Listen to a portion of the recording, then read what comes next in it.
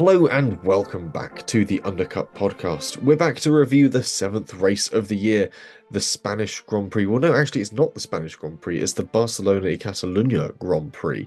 The Spanish Grand Prix is now officially the one at Madrid. They changed it going into the weekend, very kind of last minute-ish. They're like, oh no, this is the first of the Barcelona Grand Prix, because this will now be rotating with Spa. So we've got Spa next year, and then it'll be 2028 when we see Catalonia return to the calendar, to which Fernando Alonso seemed kind of nonplussed. He doesn't think he will really be there for that one, but we'll get to Aston Martin in due course. I say we're back. I'm your host, Jesse Billington, and joining me once again is none other than Mr. Thiemo Albers Daly. How are you? Just about recovered, I think, which feels to be the theme at the moment. It's either because of IndyCar or because of Formula One, and I'm happy either way because it means that we're having good weekends of motorsport. And we're going to be struggling to talk about 10 of the 11 teams, I feel like, today, because we're going to really want to focus on one, but we will have to just do our best. How are you? I'm doing very well. Yeah, I think there's going to be a couple of key focal points from our review of the Spanish Grand Prix, and that's provided we don't get sidetracked into Oh, talking about the IndyCar, Barcelona Barcelona, Catalonia Grand Prix. even though I'm still doing it. Um, if you're playing want to play a drinking game at home with this podcast, every time we say Spanish Grand Prix erroneously, you can have a drink, sangria or something. But where was I going with this? Yeah, I think we're going to have a couple of teams we want to focus on from the Barcelona Catalonia Grand Prix. See, nearly did Oh it. dear. Um, and obviously, I haven't even caught up really on the full news from Le Mans yet. And there was an IndyCar I race at the feel bad for weekend. the people at Le Mans, Yeah, because you think, Le Mans, it's part of the Triple Crown. It's always exciting. It's always brilliant. I found a great bit of Spanish commentary about from around 3 a.m. where they're just singing. And all of that and any other sport that was going on in the world, bear in mind the World Cup's also on, doesn't matter. They all got eclipsed by this 41-year-old man driving around the circuit to Barcelona, Catalonia. Not bad, not bad but feel at bad for all. everyone else. Yeah, really So sucks how if do you you're like contend? really sucks if you're in Russian F4 at the moment. Actually, it really does because the guy had a massive shunt at the weekend. But we're not going to talk about Russian F4. We're going to talk about Formula One, and we'll kick off with a bit of news because it's an incredibly rough time for a couple of drivers. But it's not too bad for Pierre Gasly though, because his penalty in Monaco was overturned. This sort of happened going into FP1 on the Friday. He retakes third place in the results, though he has to face the ignominy of not getting to stand on the podium in Monaco and receive that accolade, as does Hajar, who now has to hand over the trophy. The swing in points, though, only sees him and Hajar swap back places in the standings, so it's of limited impact. Is the next rung down, which we didn't know really existed because it doesn't happen too often, thankfully, of you finish on the podium and you get to be on the podium. Or you get to be Carlos Sainz in Brazil when he was with McLaren and don't you finish on the podium, but you don't get to go on the podium. But you get to go on the podium later when everyone's gone home. Hmm. And now we've got you finish on the podium, you don't get to go on the podium, and you don't get to go on it later, but you do get to have the third place back nearly a week later. Would not did Red Bull fly out to Spain or not, or have Red Bull still got it and they're waiting for a chance to hand it over? I don't know if anyone from Milton Keynes Well, flew to. as in you get the third Yeah, place as a result rather than the trophy itself. yeah, That 5 days bit later. comes later. Yeah, Yeah. at least Sainz in Barcelona and in Brazil even he got to sort of like have that moment Hmm. and then later got the sort of the trophy and all the bits that go with it. They'll But find a buckets to for him to stand on back at the factory for Alpine perhaps if Jeremy Clarkson's still doing his thing with Hawkston Beer, they'll with a sort of tractor. Yeah, there we go. arrange some sort of podium of crates so he can at least Hay stand upon bales. that. And yeah, there'll be a way of doing it. But anyway, yeah, Gasly up to third in Monaco, so he gets his position reinstated. No one else moves around in the case of that, but obviously Hajar drops down. Um, Luke Browning, however, will be heading out in Austria for Williams. So this was obviously we mentioned in the preview episode that at the Barcelona Catalonia Grand Prix there was going to be a lot of FP1 drives, and Luke Browning was supposed to be one of them. However, the Williams decided to be incredibly recalcitrant all weekend long. Problems with his chassis rather hampered his FP1 running. So Williams have decided we'll be kind. We'll give him another crack at the whip, and we'll put him out in Austria. Not kind. They have to because it didn't count as one of the mandatory sessions they got to give to the rookies. So they sort of had to do it at some point. So they thought we might as well just do it in Austria. Yeah, well, You're we've going to still be there got him. anyway, hopefully. Well, because it's near enough and we've got you contractually. So let's go. It it almost feels like a punishment for the poor kid. You're like, oh God, bless his socks. He's such a nice lad as well. I've met him a couple of times. He's genuinely very sweet. But yeah, a torturous FP1 in Spain, and Car then he does gets not to care. all again. Yeah, that car really did Which not care for the weekend. wasn't it last year? Signed as Williams on the way out of the pits, decided not to be cooperative. It happened. So I don't It happened over necessarily this like. weekend as well. Oh It, yeah, but I meant like in because of Austria being the next one. It's not as if oh, they've got a good Austria. Yeah. history of their cares going well there Oh, Austria. in Yes. recent Yeah. times. Yeah. So Silverstone home crowd. Well, we'll wait and see. It'd be nice. I'll give him a wave as he comes past on the one lap that the car achieves. Perhaps if that's their thing, they'll put him out in every FP1 session, and then cumulatively across the year, he will cover the allocated track time that Yeah, they he'll need make each it to the over. end of the pit lane next time, and we'll just make it slowly further around the track. So he's got like turn one of Silverstone, turn two of Spa, and so on and so forth. Yeah. Because at least turn two of Spa, you get to do sort of drop out of last You source. don't You can stop do. midway through, You've got to hope just you've got. slide backwards. Yeah, you've got to hope you carry the momentum through Radion to get up to Tete Rouge and onto at least the Camel Straight and pull over. But anyway, with that out of the way, obviously we had a fantastic result at the Barcelona Catalunya Grand Prix, and it gave us our first all-British podium since the 1968 US Grand Prix with Jackie Stewart, Graham Hill, and John Surtees standing atop the roster at Watkins Glen. It was also the first sole nation podium since the 1983 San Marino Grand Prix with Patrick Tambay, Alain Prost, and Rene Arnoux in a Renault Ferrari podium there, which was very exciting. Does not happen all that often. And as I said at the time, when watching it, I'm going, yeah, literally not in my lifetime, not even remotely close to it. So I'm wondering when the next time, if ever, we will get to see it. If it's happening this frequently, it's going to be quite a while. Two races time. Two races time. Silverstone, do it. I need it to happen. It's Lindblad in third. It's still a Brit on the podium. I'm not Yeah, I fussed. know, but I'm just saying it's slightly more eccentric. But that's You the know, thing. if you were going to have three of them on there, it's three teams you'd maybe expect. If you throw a Lindblad up there, you're not expecting that as much. It's a bit more fun. Or a Bearman. With Haas's, I'm being slightly realistic. Haas not in a great spot at the moment. I don't mind it, but I'm just not gonna go straight away for that. Sorry, Henry. But the I'll fact of the take matter it. is, yeah, the fact of the matter is, though, that we've got a wealth of Brits on the grid as it stands. The Hmm. odds are in our favour, let's say. So we'll see where this takes us. But anyway, before we get accused of British bias, we'll move into our team by team analysis of the Barcelona e Catalunya Grand Prix, and we'll kick off at the top of the standings with Mercedes. George Russell qualified on pole, would finish P2. Antonelli qualified Q3, qualified in third, sorry, and would DNF unfortunately. Meanwhile, we'll mention a couple of the FP1 runners as we go. Fred Vesti finished 15th in FP1. Not perfect from him, considering some of the other performers out there who have had, let's say, less chassis time. Um, McLaren's Leonardo Fornaroli, I'm looking at you. That was a bit of a stunner of a session. But for Mercedes, yeah. Yeah, I'll just touch on Vesti quickly, just because, like you say, it's always interesting seeing these rookies go out, and Russell apparently is quite keen on Vesti and making sure he gets the time in the car that he deserves and is entitled to. It's a bit of a shame that he couldn't get to grips with it a bit higher up. I don't know how much time he's been able to spend in the car outside of Grand Prix weekend, but as we've seen from other drivers in other cars that had not necessarily right being as high as they were, surprising to see Mercedes that far down. It'd be interesting to see as well if he is the driver that they put back out later in the year at some point and how he does then, but that's maybe a post-season sort of conversation. On track though, Russell, he came back and looked on it all weekend, and it's sort of his luck.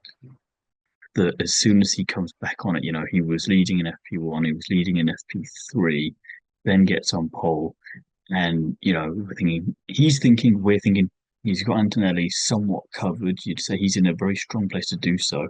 And who wins it? Lewis Hamilton.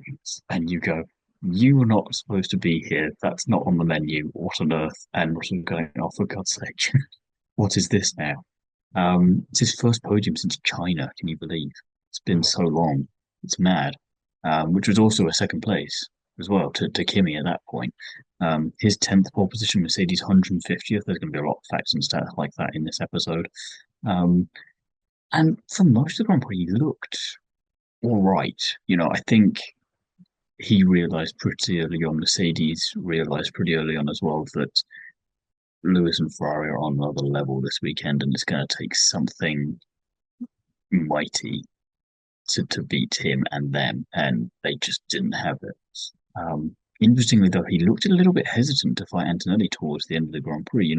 That battle coming down the start-finish straight, he pushed him over slightly, but was nowhere near as aggressive as I thought he was going to be. And then once Antonelli was passed, had it not been for the retirement, that would have been second place, and he would have been beaten by Antonelli again. So, sort of a bit of balancing out of the scales by the racing gods to have Antonelli retire for him, but he needed to beat him, and he will be glad that the results say he did. Because if that had played out as it appeared to be, it would be a bit of a different story. Antonelli, he still looked good this weekend, but definitely a far cry from his recent run of form, which has been pretty flawless. He did also get that 5-second penalty, which ultimately didn't matter.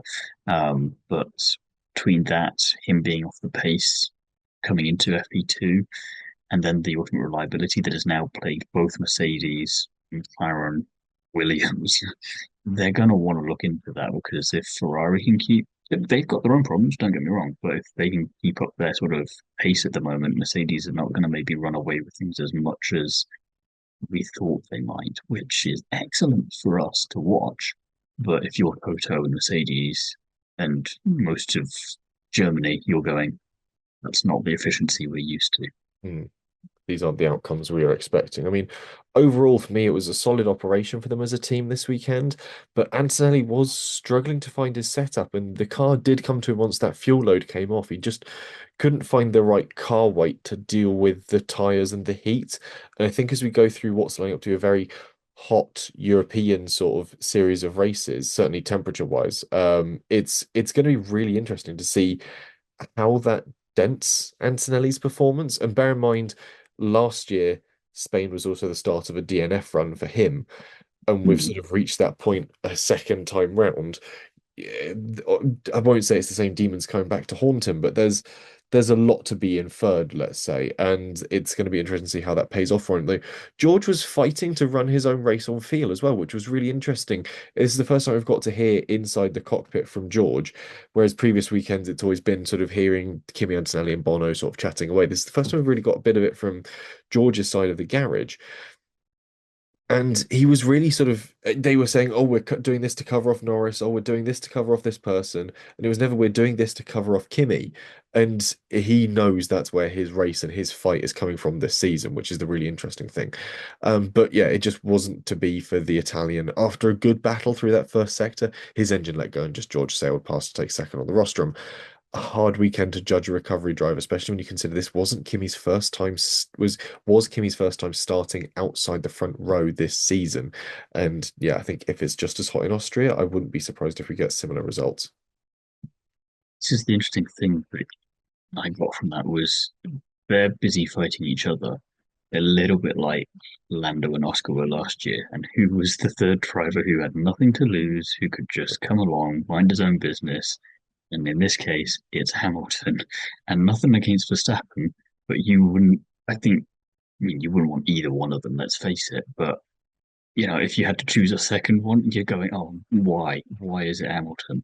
In a resurgent sort of form. Um, Austria, we've had the odd wet race in F2 and F3, but generally it's a hot race. Mm, However, the next three, all potentially wet races, historically speaking. And you go, okay, maybe that would help Mercedes because you don't have the heat issue. Doesn't work because A, we don't know what these cars are like in the wet yet. We haven't really had that. And Mhm. B, Lewis is pretty handy in the wet, and so's Max. And doesn't matter as the car isn't quite up to spec then in the way that the Ferrari maybe isn't on the straight line speed. You look at Spa as the perfect example of that. If that's wet, it's not going to matter if you've got Mercedes power if you're Lewis Hamilton with his abilities. So we're in for a very interesting four Grand Prix before the summer break to see where things shake out a bit. And yeah, not a good time for. Doesn't mean there's never a good time for a DNF or a reliability issue, but Kimmy's going to want to bounce back as quickly as possible. And he's probably quite glad there's a week's break to get into the details before Austria. Yeah, shake his head out, find that form again, and find his feet again. But also for Russell, it gives him sort of 2 weeks of leaning on Antonelli, going DNF there. That wasn't very good. Closing in on you now. Mm, The problem George has also got, though, is that he is now obviously still a driver behind Antonelli in the standings. Lewis is in between them, and Lewis has just taken 25 unanswered points on Antonelli and closed up that gap more significantly. And it's just one of those things where you go, Russell's now fighting a battle on two fronts. It doesn't look like his team are anticipating him having to battle Antonelli every weekend. And Russell was right to say that his race was going to end up being with Antonelli. He predicted that, he saw it, he read it correctly. He said, no, no, no, we don't need to mm. be fighting Norris. You look at the pace gap they had over Norris. There was no reason they were pitting to No cover one up seemed to care somewhere. about the McLarens this weekend. Leclerc said the same thing about Piastri. He was like, I don't care about him. We're not fighting him. I thought, "Huh?" I mean, fair, but oh, It sucks to be McLaren, but at the same time, all the drivers read the mm, room correctly and went, yeah, they've got no pace. We need to be fighting our battle with the guy ahead of us, not the guy behind us. The guy behind us is McLaren. That's not a threat. What's he doing? mm. And I think that was where the wise brains were. Which And I is a think, refreshing thing to say if you wind it back 12 months as well. McLaren behind just yeah, isn't a threat. yeah, it's a very interesting turn of tables. But yeah, I think for George, a solid race. The fact that Antonelli somehow was able to take him wheel to wheel and make his way past in that opening sector, though, should be still a shot across his bows to say, yeah, Mm. tyre delta was maybe 2 or 3 laps, I think, at that point. But Antonelli, when he's coming through, and you haven't found a way of stopping that yet. You haven't found the defensive shapes you need to throw to force him to do something different in the corners. Quite like a Antonelli Hamilton battle in Austria with Russell just behind, just for observational purposes, just to see what he can learn. Go, teach me, master. I've not learnt everything from you from before. Yeah, George needs to spend a race watching Antonelli battling and figuring out how Antonelli does it, how Antonelli makes you go wheel to wheel with him, and just sort of seemingly always leave a gap for him to come through. I know that he's a small guy, but the cars are all the same size, roughly speaking.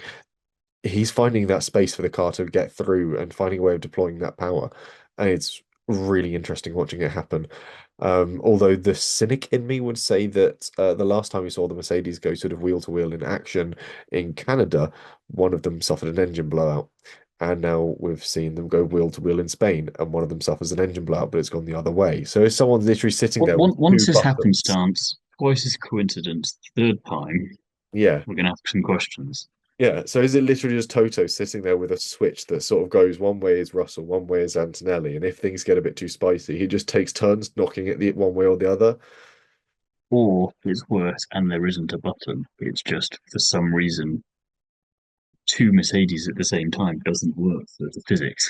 Yeah, they can't exist in the same realm at the same time, and one of them sort of Hmm. phases out essentially. We'll see how that pans out as the season moves on. However, in positive news, if you are a resident of Maranello, where you'll have heard the church bells ringing out, the car horns blaring as people charge about the streets in delirious joy, Lewis Hamilton qualified second and would go on to win his first race in red. Charles Leclerc, meanwhile, dogged weekend, qualifies 10th after binning it, and then suffers a complete power steering failure and retires the car on like the penultimate lap or something silly. Um, Dino Beganovic, though, looking fairly comfortable in the car, P8 and FP1. Ganovich replacing Lewis as well, mind you. So he had one less practice session to practice in. So he did that without the extra benefits there, which is just a fun little bit to add on there. Yeah, respectable as well for him in that. I felt like I don't think Bogdanovich is making it to Formula One. I don't think he's making it Ferrari in the future, but it's nice to see there is a flash of potential at least there. Um, Leclerc, unfortunate. Really, I don't have anything on him. I think a bit like Antonelli, the pace was there. It was just one of those things where you can't control that happening. You don't know that's a problem until it happens. And you can go back and fix that, but it's just one of those things that's just part of racing these days. And I quite like that the reliability is a factor at the moment because we've just come out of an era where it was impressive how reliable all these cars were, but it took that old school element of sometimes just stuff happens out of it, and it really you saw with this race how it just switches things in a moment. And if you're Alpine or Racing Bulls, you want that because it's how you're going to keep building on your seasons. But Lewis, ooh, he just looked on another level from the word go, didn't he? 41 points away from Antonelli now in the championship. And you're really trying not to think too much further down the line because you dare not. He's now also the only driver to have scored points in every single Grand Prix and sprint so far this season. He hasn't finished lower than seventh at all. 16th driver to win a race with a third different constructor. First since fittingly Vettel with Ferrari back in 2015. Also, against stats you hadn't realised were there because you need to go and dust them off because it's been so long since they were first established. Became the first driver since Fangio to win a Grand Prix for both Mercedes and Ferrari, the 1956 Argentine Grand Prix where Fangio achieved that. Also worth noting that Fangio went on to win the championship for Ferrari that year. That's all I'm saying.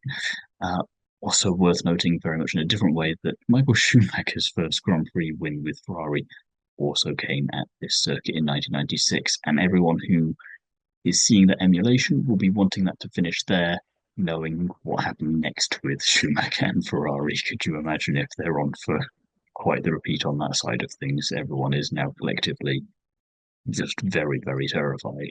And then obviously with his win beats Schumacher's record of 6 wins at this one circuit with his seven. He just is a machine. He didn't look he wasn't in control at any point. An ambitious three-stop strategy. He's really there with his new and hopefully permanent race engineer. The pit stops were perfect. The team did everything they needed to do, and even without the VSC caused by Alonso, who coincidentally was the last driver to win this Grand Prix for Ferrari, which I thought was just a nice touch that you couldn't write.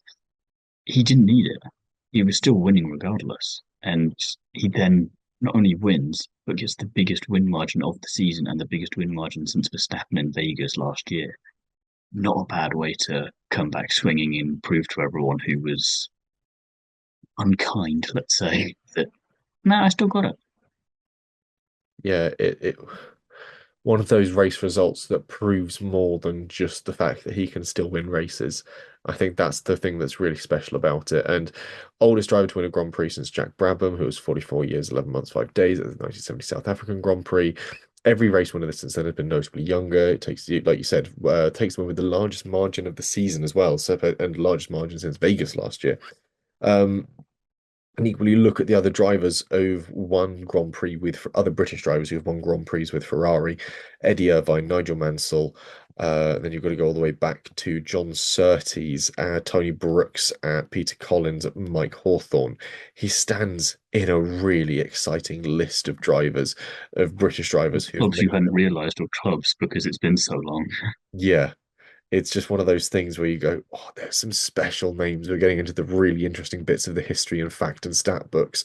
And I think the thing that really stood out to me is once again, it's that communication thing. We heard a lot between Hamilton and his engineer on the radio this weekend, and it was dialogue, it was back and forth, it was positive, it was listening.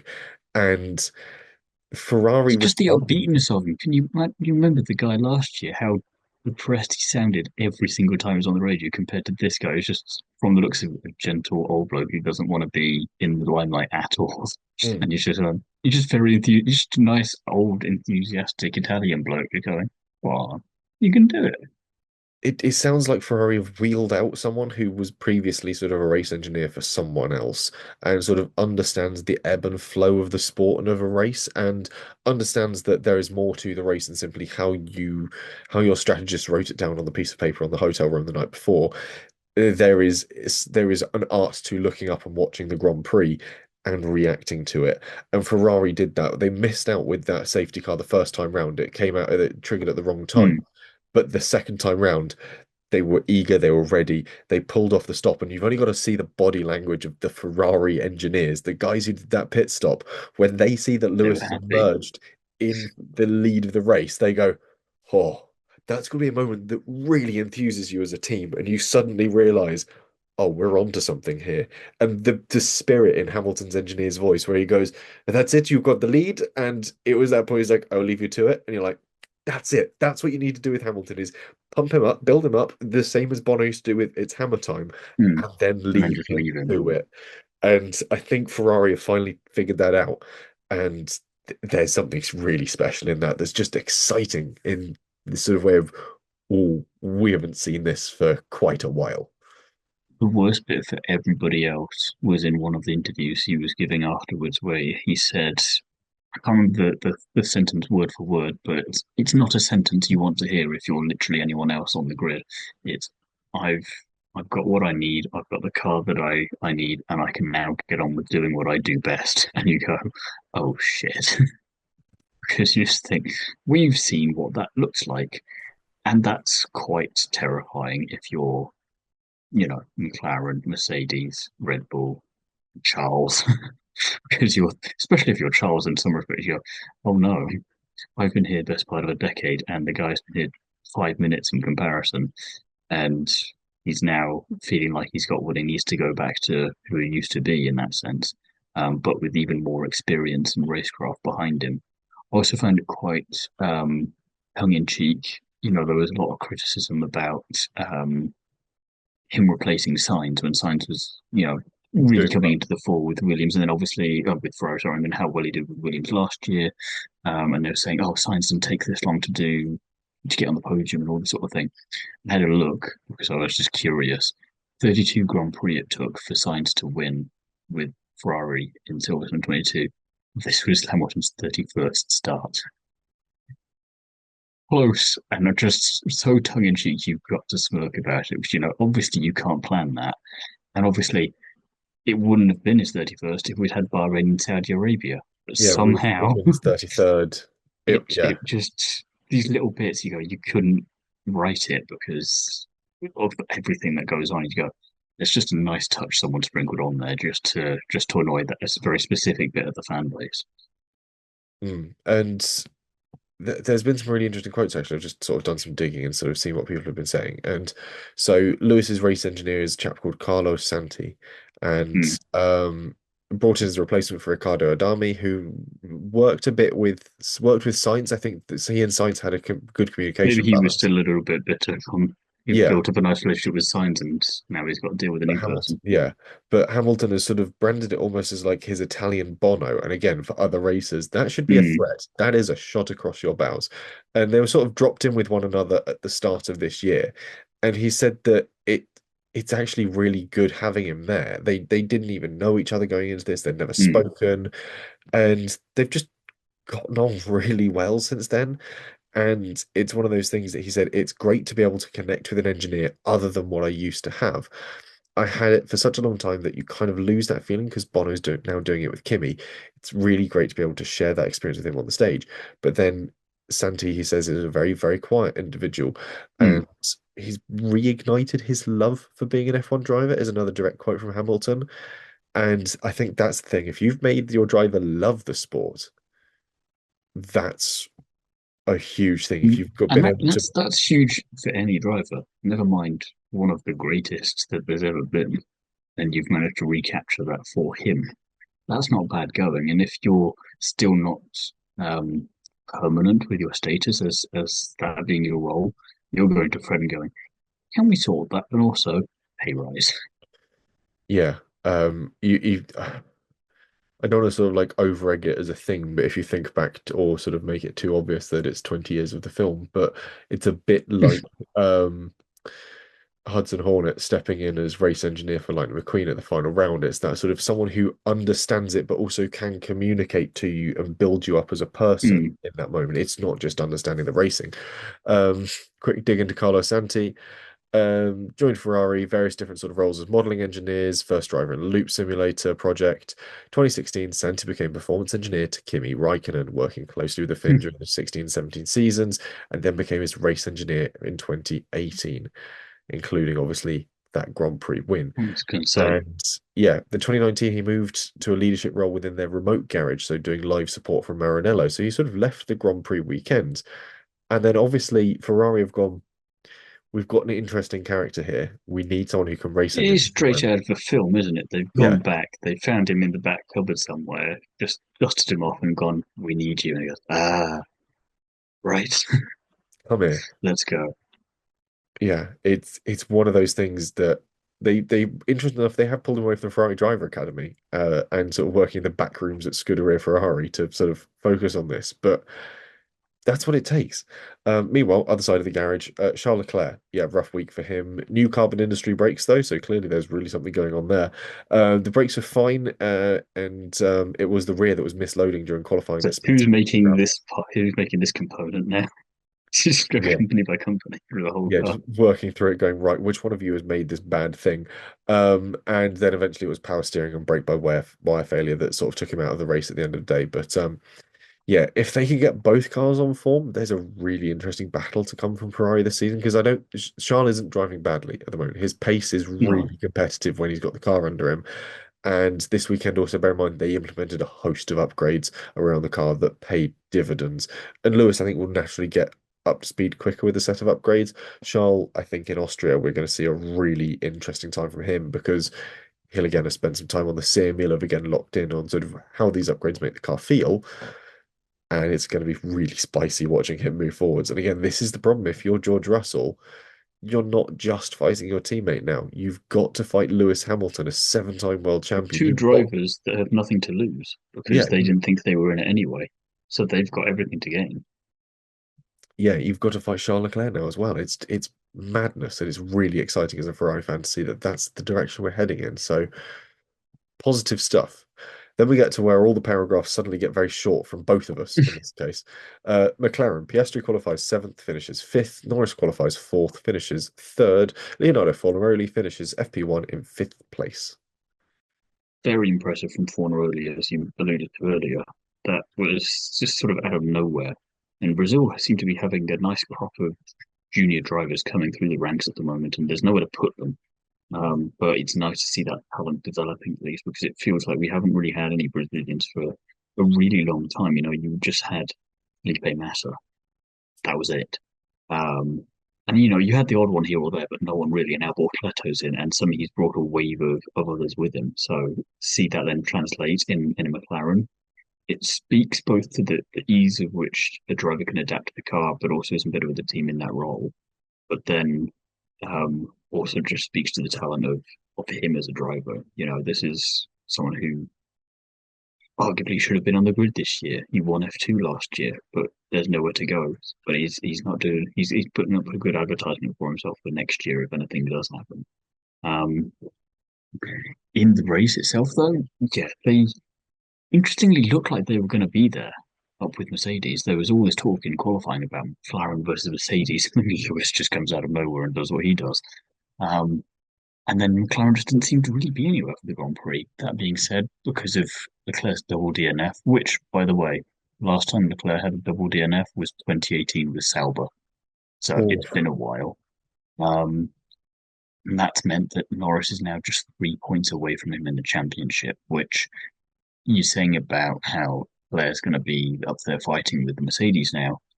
If McLaren can get one or two things done, you potentially have one of them up there as well, which is not bad. The Mercedes want to pull with everything. Um, Piastri had another quiet race, a bit like Monaco, out in no man's land, but still managed to finish in a solid fifth place. I think that was about as good as we could have had for him in this one. They don't really have a bad car. They don't have an exceptional one either, which puts them in this interesting other no man's land for the rest of the season. Austria's obviously up next. They had a 1-2 there last year. that's going to be a good indicator of what we can expect from them maybe for the rest of the season. Mm. It's yeah, something gonna be a strange one for McLaren because the car is it's there, but it's just nothing sparkling. Whereas the Red Bull sometimes does something a bit Being interesting. weighed Like, down by too many sponsors.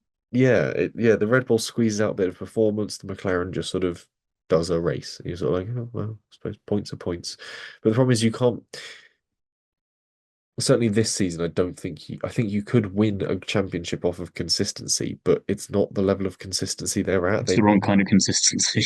They're just consistently sort of fourth and fifth, basically. You've got They need to Aston be just Martin, Racing Bulls, McLaren, and then yeah. They're not operating that consistency at the highest level possible. But the pace just also isn't there in the car inherently when you compare it to the cars ahead of it. You look at what the Ferrari is able to achieve across a lap, you look at what the Mercedes is able to achieve across a lap. And the McLaren just can't do it. Both drivers did well to get results from it, Norris more so than Oscar. But the interesting thing here is the tyre temperature moderation, which was their forte last season. Think about all the hot races where they were able to just keep their tyres going and going and going because they were able to keep the brakes and the wheel rims cool and by proxy the tyres in the right temperature zone. It wasn't with them this weekend. I don't know whether they missed sort of a brake cooling setup, whether they've just not got the right package set up in the front end, because of course we've now got the active wings, we've got that different style of wing setup. There's something missing from the car that was there last year, and it just leaves with very little say about their efforts otherwise. And just sort of like they're a very good also ran. That's the only thing I can think to say for McLaren, and that's damning with faint praise. it feels to me like they're mirroring, and this is unfortunate, their IndyCar counterparts. They're there, but they're not there enough to be a threat to the people at the top. Difference being one of their drivers in IndyCar has won a race this year. They haven't yet. Yeah, it's a real mixed bag for McLaren in Formula One at the moment. Um, then we get to Red Bull. Verstappen qualifies fifth, finishes fourth. Hadjar qualifies sixth, finishes sixth. And Iwasa achieves 14th in FP1. Kind of wanted to I see don't more. mind that from last too much, just because we know how tricky that Red Bull has been at points within the season. So I give him a little bit of respite for that. But yeah, it would have been nice to see him a bit further up the order. Verstappen also in his own no man's land, really, taking a leaf out of Alonso's book by watching the Grand Prix apparently on the big screens as he's driving around. Um, Terrible start for Hydra though on the other side of things, but a very, very good recovery to at least ultimately not lose any positions from where he started, but with a bit of luck. Um, but I think finished where we'd expect him to anyway at the moment, considering the pace of the Red Bull. Not a bad result. The backup is podium slash non-podium from Monaco. So yeah, he'll be a bit annoyed, but at least he still finished fourth in the end in Monaco, finishes sixth here. That's sort of what you expect if you're going to have these retirements up ahead of you, and you've got the Red Bull that isn't quite there yet. Hmm. I think for them it's a solid entry into the weekend, and again, not a lot to report on. I agree with you on this, Hadj. I think it's there. He's consistently close to Verstappen on pace, Hmm. and possibly that raw chassis is just keeping things a bit fairer between them. It hasn't been developed in one direction or the other yet. But equally, if you wound the clock back, say, 7 years, and said your second seat in Red Bull is finishing sixth every weekend to Well, this Verstappen is what I finishing was just fourth. thinking. It just shows a massive change in the leadership and the approach, right? Because you look at a lot of people gave Albon a lot of flack during his time at Red Bull, but you Yeah, look at the results, and when he's not getting yeeted away by Lewis, he's actually finishing in the top 10 and consistently in the top six. It's just he's not getting on the podium, but he's still not doing badly.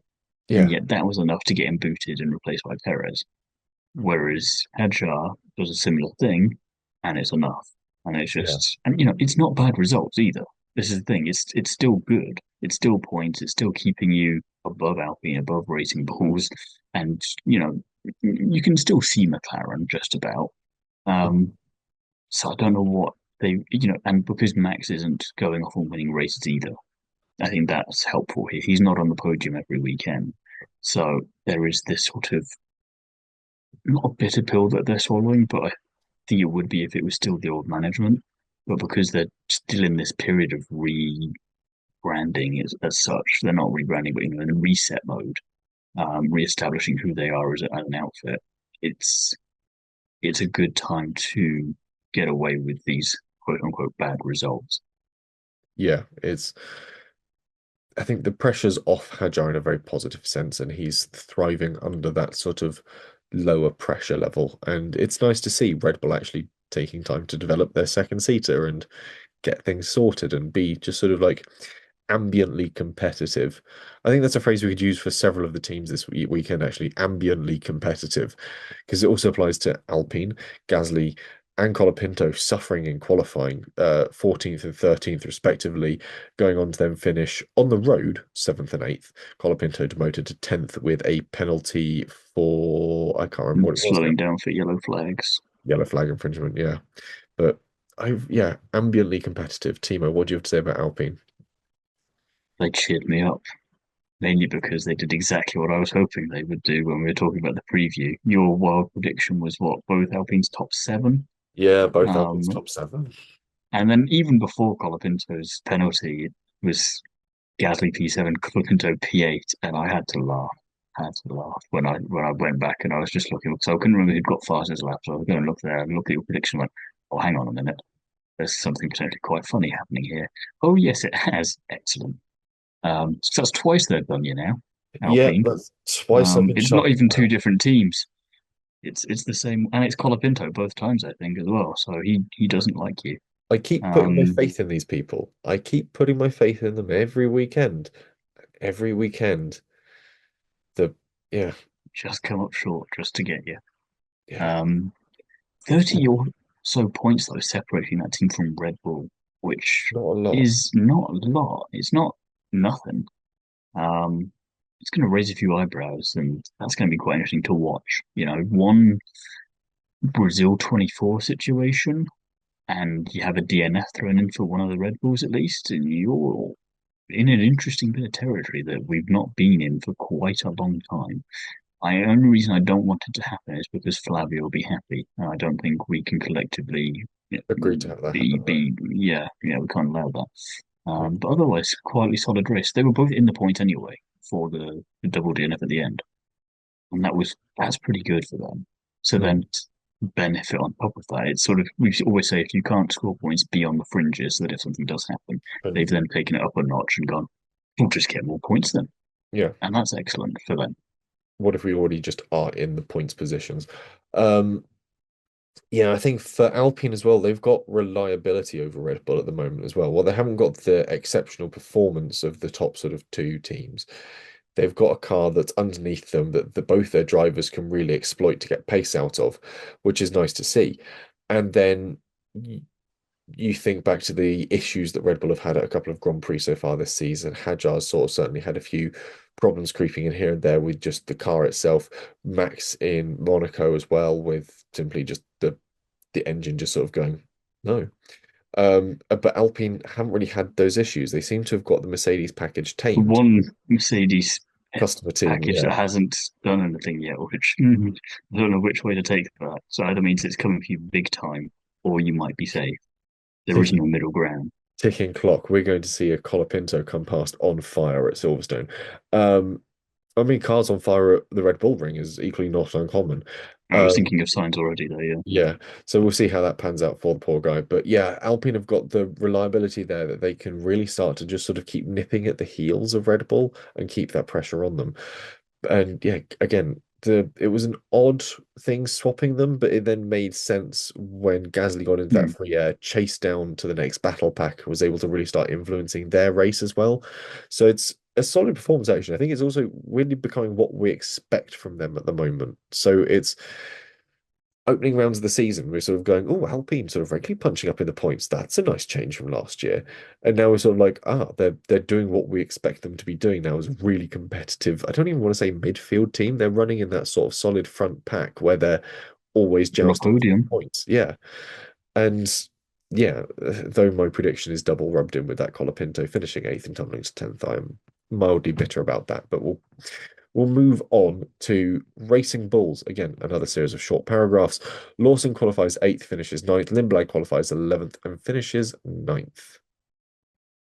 back-to-back double points for Racing Bulls, and despite the horrid liveries that they keep churning out outside of their regular one, I'm quite happy about it. And it's keeping Alpine relatively honest as well. It's not just Alpine chasing off after Red Bull; it's Racing Bulls chasing after Red Bull via Alpine. 22 points between the pair of them. That's not an awful lot either. We've seen a Racing Bull near the podium last year in Baku. We saw it on the podium in Zandvoort. It's doable. It's very doable. And my prediction, I think I made at the start of the year of somewhere of Racing Bulls finishing ahead of Red Bull. It's it's still probably not going to happen, but it's a lot closer than we probably thought it was going to be, which is just an extra bit of spice we didn't know we needed, but are very willing to take, I think. I don't have you written down for a or maybe it was at the bottom somewhere. Um, I predicted it somewhere. It may not have been here.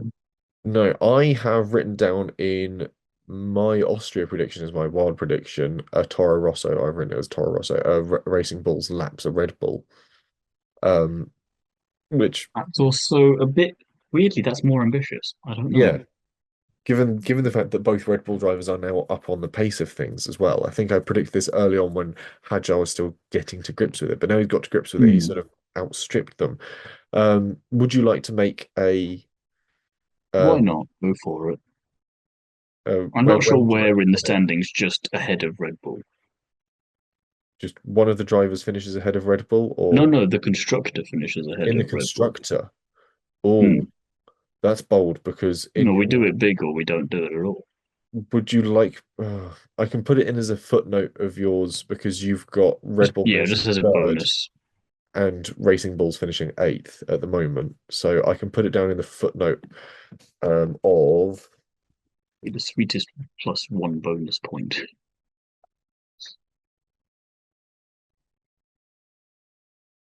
this goes alongside your possible bonus point of possible Hadjar ahead of Norris. Because at the That's still moment, doable. which is still doable. At the moment, you have Norris pegged as seventh and Hadjar as eighth overall in the standings. Um, However, I will say maybe you're in for a good time because your season-long prediction is Lewis Hamilton to take the driver's title. I'll say nothing on that. Say Uh, nothing. I'm not Charles Leclerc, influencing that. Charles Leclerc second, George Russell third, Verstappen fourth, Piastri fifth, Antonelli sixth. So if What a you're turnaround worried, that would be if Antonelli finished sixth. interestingly enough, considering he's already got points, you've got Franco Colapinto in 20 seconds. So I don't know what's going to happen to all the people in the middle that we're going to somehow have like a Gabriel Bortoleto podium somewhere in this. I told you, Aston Martin and Cadillac are just luring you into a false sense of security. See, I feel quite competent in Fernando Alonso 21st and Lance Stroll 22nd. I feel that might come true. Um, However, both of us predicted Alpine to come last, so I Hmm. feel we're possibly a I bit of think a that's just a similar. shared dislike of Flavio more than anything else. But the AI also predicted Alpine to come last. That should have been our red It flag. doesn't like Flavio either. No, AI also predicted Williams to come fourth and Aston Martin to come fifth. Um, we'll see. Yeah. AI also predicted Hamilton to come 22nd with an underwhelming year struggling with team adaptation, but I think it's fair to say there's still a way to go for artificial intelligence. yes, the computer is once again not always correct. Where were we? Racing Bulls. Yeah, you can tell there's not a great deal to say about them this weekend. Good pace. Both drivers clearly happy in the cars. Racing as a team, a very heads-up race. Austria could have a lot to offer for them, as I already alluded to with my predictions. But should we move on to Haas? I think so. For such a landmark Grand Prix, we don't seem to actually have a great deal to say outside of Ferrari and Mercedes. I don't think we Behrman need to. No, Behrman qualifies 15th DNFs. Ocon qualifies 17th, finishes 13th. Ropey from Haas, both drivers battling each other hard on track as well. Haven't Hmm. seen yet what caused Behrman to drop out. A lot of pace lacking in that chassis and aero package, though. We need to see more from them. The Ferrari engine is good. Apparently, it's not Red Bull good. Apparently, they've got the best engine. Apparently, News to everyone, including Red Bull. but yeah. Um, but yeah, Haas leaving both their drive. They're both their drivers. I think there's a negative discourse coming out of Haas at the moment as to between the drivers. I think they're finding each other on track far too often. Yeah, they just never looked on it this weekend, really, did they? And I fear we're heading into Haas's. rhythm, lack of a better word, of strong starts to the year on what new regulations are, and then a bit of a drop off after. Would love to be proven wrong, especially if we can have a bit of a turnaround in time for the return of the Godzilla livery in Austin, because that would be just excellent for that side of things.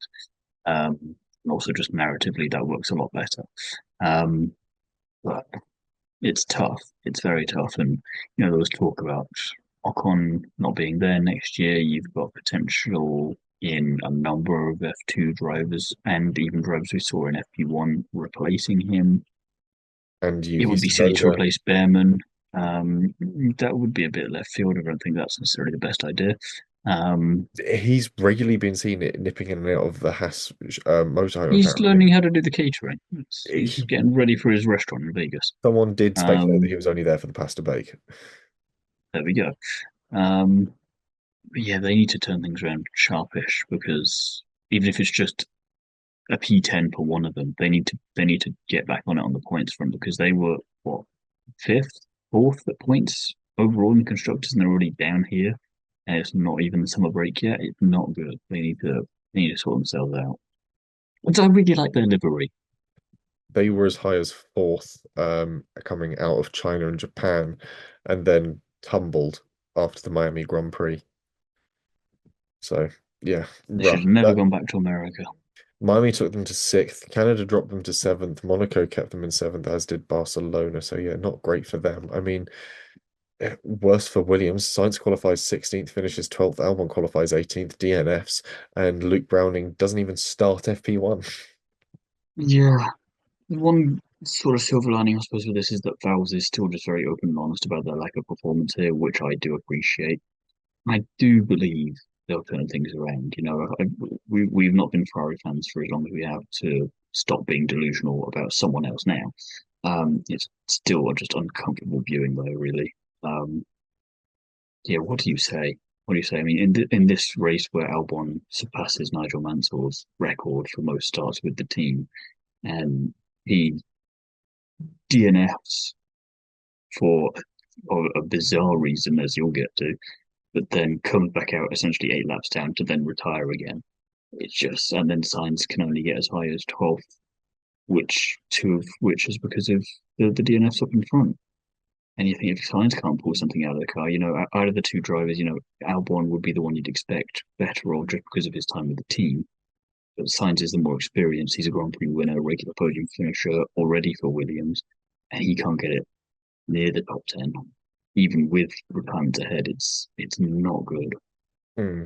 There's another DNF, another mixed set of results. Like you said, it's sort of painful supporting Williams at the moment, especially as they're going through yet another slump. And pace-wise, they're being outcompeted by two teams who last season they were storming away from. The thing is, you only view it in the if you view it in the context of their previous season. I appreciate new regulations, but last year they were dominating Haas and Racing Bulls. They were so strong, and now it's all got away from them. And it's nothing wrong with the drivers. There's something lacking in the package and the finish of the car every weekend. The fact that Albon's T-cam fell off during the Grand Prix didn't really help matters at all. And it just sort of goes from bad to worse. He One of comes two back out. bizarre incidents this weekend in two teams. It's sort of, Yeah. we didn't know you could DNF like that, but hey, good news is you can, bad news is you can. Yeah, I mean, we might as well feed into Audi because I've got nothing else to say about Williams. Hulkenberg qualifies ninth and DNFs for a reason we'll get to. Bortoleto qualifies 12th, finishes 11th, and Paul Aron somehow makes that car all the way up to P6 in FP1. I would love to see him in Formula One next year. I don't know how we get it to happen, Alpine, but it would be very nice. There's a lot of talk about Alpine in general with what they're up to, and none of it fits for Paul Aron. But I would like to offer an alternative timeline where we get him in there instead of other drivers. We're on to an hour on in Alpine. Ooh, maybe that could work. Um, if the rumors are true of what Flavio's trying to pull off with Fernando.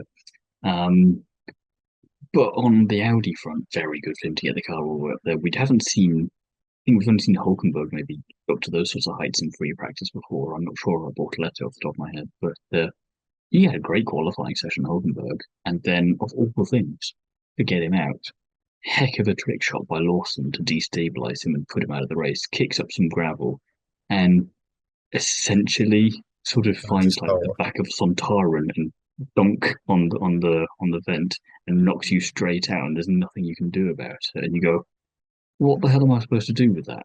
How do you combat that if you're racing around the Circuit de Barcelona, Catalonia? You just can't. They deserve points again. They deserved it in Monaco. They deserved it here. They deserved it elsewhere. And I think this is the other problem for both Haas and Williams is that Audi, they're just in a spate of bad luck at the moment. They're not performing badly because they're bad. They're performing badly because they're just not getting the luck of the gods. But they're going to have a Grand Prix soon where they're going to get one of the results they deserve to sort of make up for it. Not necessarily another podium, but not necessarily far off either. And you'll see this one race result, maybe double points for both of them in like fifth and sixth, and they'll jump up and you'll go, oh, Problem. right, now we've got Aston Martin behind us. That should be fine, but I don't like that they're the ones immediately behind us in the standings because Audi have just been able to do what we thought they were going to do anyway. Yeah, yeah. I think Bottas also bagging the highest top speed across the season, the weekend as well.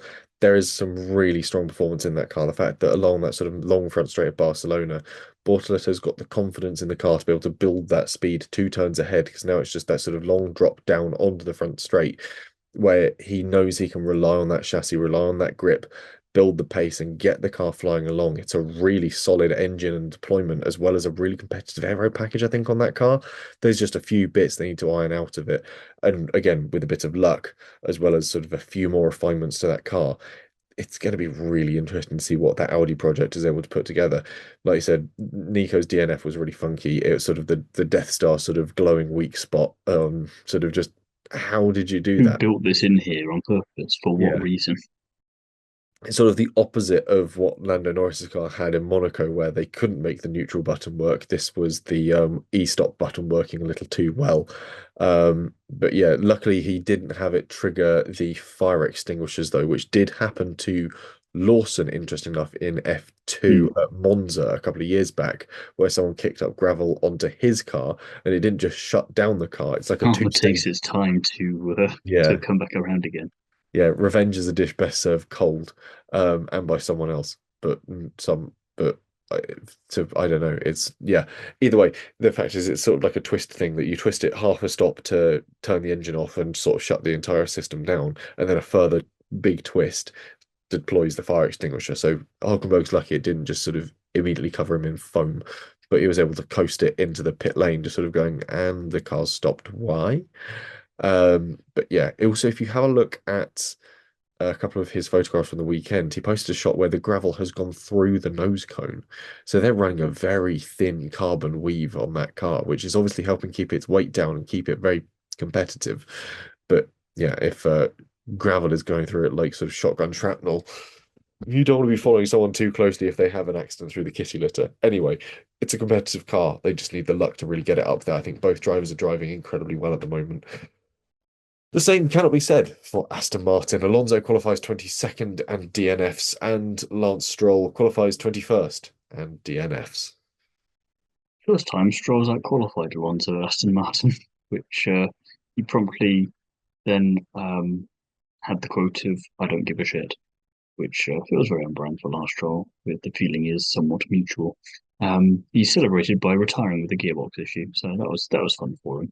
Alonso then obviously retired, giving Hamilton that a bit of extra luck to help him win. And yeah, he was saying I think at some point of the weekend he'd have more fun watching the Grand Prix from the stands. So maybe he got to go and do that afterwards. But abysmal weekend, really, not surprising, real shame. And I was thinking about this before we were recording the podcast. You saw how Lewis's win brought together so many people from across the spectrum of not just motorsport, but just generally the world. Mm, And you go, that's after not winning for less than 2 years. Imagine, and I don't care how, but imagine if Alonso could win a race again, what that would do for everyone, what kind of reaction you'd get for that instead. Almost doesn't matter if it's Aston Martin, doesn't matter if it's some kind of bizarre Monaco situation where you've only got three cars finishing or whatever. It's just, it's 13 years if he does it this year since his yeah. last victory. Um, just imagine what that would be like. 13 years to the Grand Prix as well this weekend just gone as well, Mm. because it was 2013 Spanish Grand Prix who last won it. So it's And it was the Spanish Grand Prix then, so you can't take a shot if you're still playing that yeah, game. that time it was still called the Spanish Grand Prix. But yeah, I mean, both drivers DNFing. It's a dire package with two increasingly disincentivized drivers as well that just almost don't want to be there. I think the only thing is that you if you're Alonso, you think I've got to stay at least one more year because you've got to give Adrian Newey a chance. Mm. So you think it'd be just his luck for him to leave as soon as he figures out how to fix the car, and you But have a dynamite year. Um, but that's also he Alonso's also luck is every Fernando time he Alonso. leaves a team. Yeah. Yeah, but all of them are in-house problems, and there's still been no upgrades to the car. That's Mm, Ferrari bought eight, and this is like their third round of upgrades this season. Aston mm. Martin have yet to upgrade the car, and it's getting worse every weekend. The only car that's doing worse is the Cadillac, which seems to find different ways of failing itself every weekend. But at least it's exciting. Bottas qualifies 20th and DNFs. Perez qualifies 19th and finishes 14th. And Colton Herta somehow finishes 21st in FP1. This is the thing, though. You say it's doing worse. Technically, yes, but not really. Because I was curious about this. I just had a look at the results. They have had one car finish every Grand Prix so far What, Aston Martin? this season. No, Cadillac. Oh, no, the Aston Has, Martin's doing worse. okay, good. We're agreed on that because Yeah. I was just looking at the results and I'm not entirely sure how Aston Martin are ahead of them because China, Japan, and Miami both Cadillacs finished. They've only managed that Aston Martin once, which was also Miami. And, Perez had that point in Monaco for a brief minute there. And that's the only reason that Aston Martin have theirs is because Cadillac don't have it. So Mm. it's this weird thing of, yeah, on paper it says this, but that is not quite the reality of the situation. And what I found really interesting here was that all these other drivers in FP1 had their sort of test programs, they're being treated as rookies. Colton Herta wasn't. He was being treated as if he's the regular full-time driver there, with how they were sending him out and testing him. Like, he's a vastly experienced driver. He's an IndyCar race winner, championship contender. We're going to treat him like we treat Bottas and Perez because he's ultimately what this whole endeavor was for in the first place. So we're going to use him. I like that they did that because they're going, yeah, you know, we're last. We've not got a point yet, but we've been damn close already, which is probably closer than we thought it was going to be. And Monaco, of all places, was not where we were going to expect it to be. And, for what they lack in YouTube channel skills and social media skills from the looks of things, they make up for with quietly getting on with things. And I think they're a lot closer to scoring points than Aston Martin are at the moment. They're bringing upgrades. It's just Mm. they have a lot. You forgive Cadillac more than you would forgive the likes of Aston Martin and Haas because and Williams even to an extent because they've all been in this sport for so long already, in various different guises.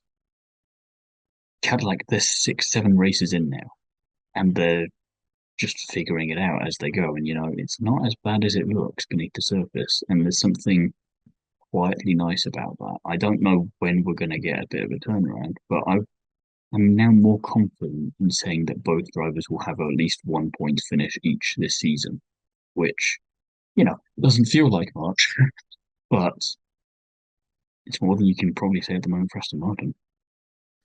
Yeah, there's promise to the Cadillac project because they're engaging with things positively and they're driving to make things better. They're using their team, they're using their drivers, they're using the engineering and the chance to upgrade things as they go.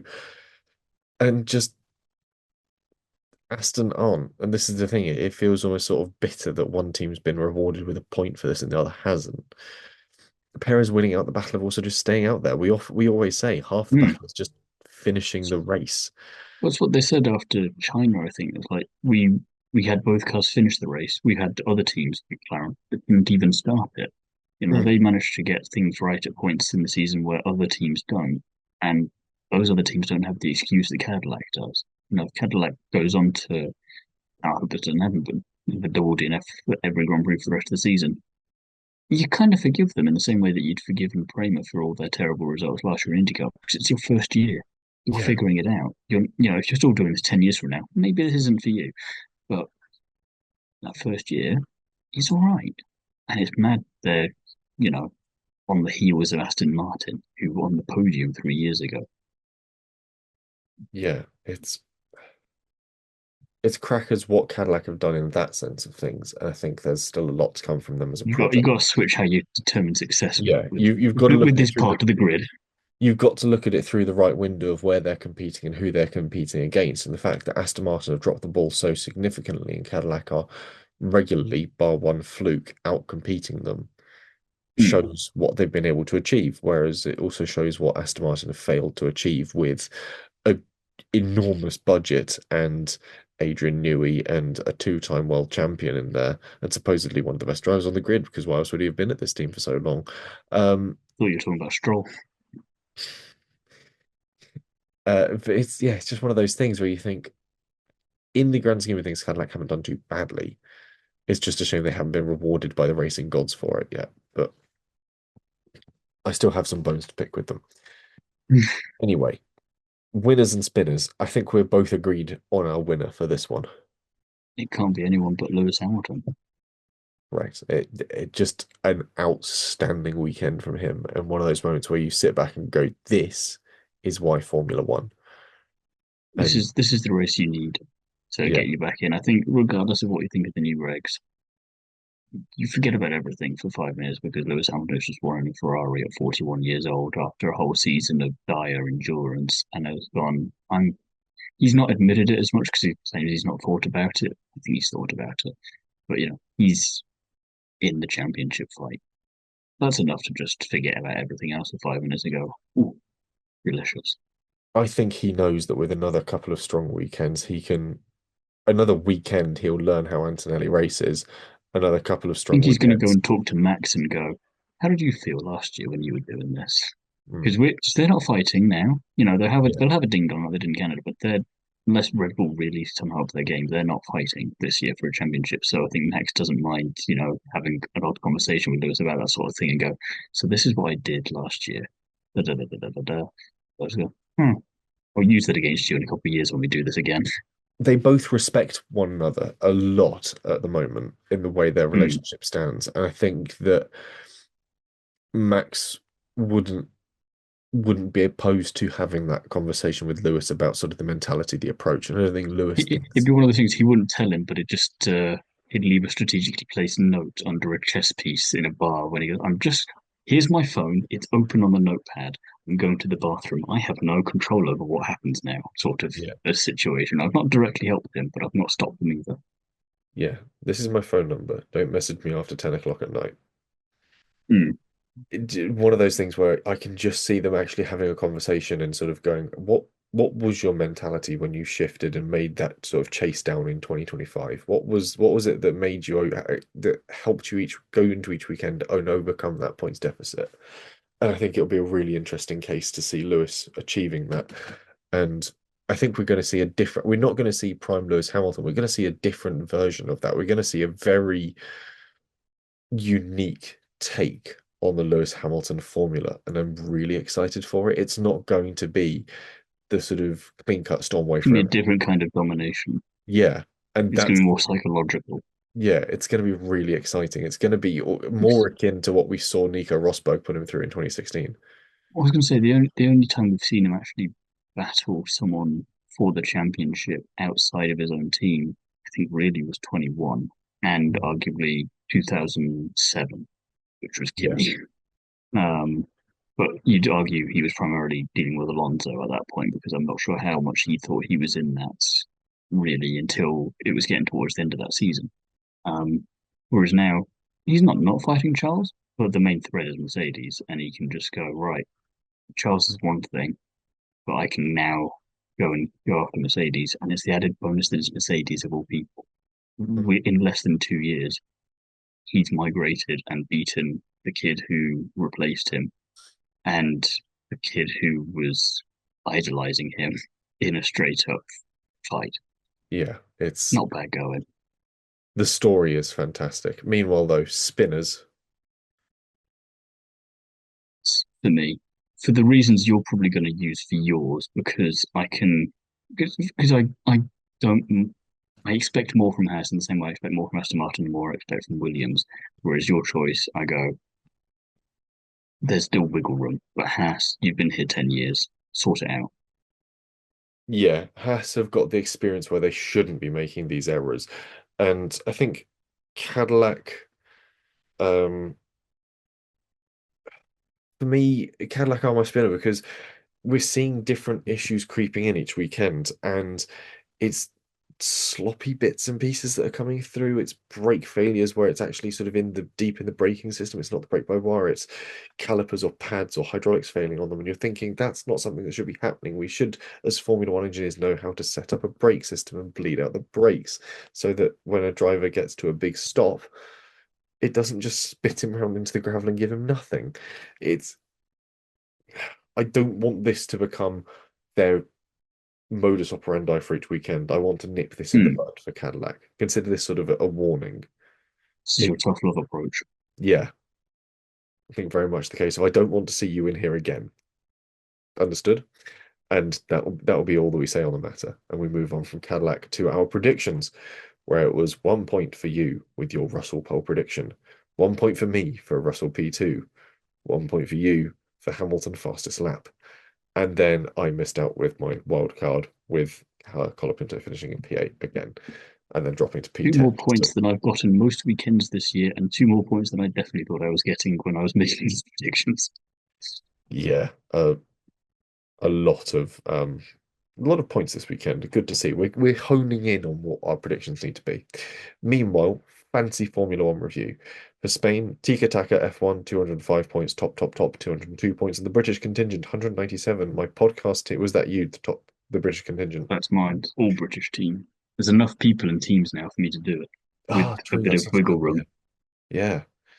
The my podcast team P4 Blink 182 kilometers an hour P5 on the coast P6 the Haas plan P14 the worst of all possible options P29 with minus 64 points. That Stroll double points really helping ensure Things that working is now.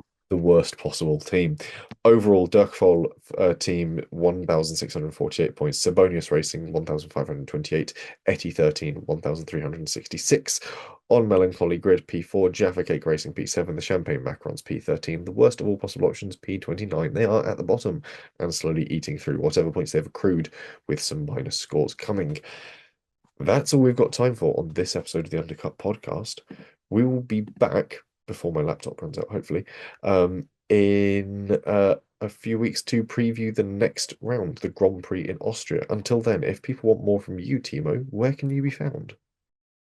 This week, Paddock Influence, I will have a piece out on both Hamilton and Leclerc. And if you want an interview on the curbs, which this week has Fernanda Gascon on it, who I interview, Mexican motorsport photographer. All that good stuff and more on the curbs.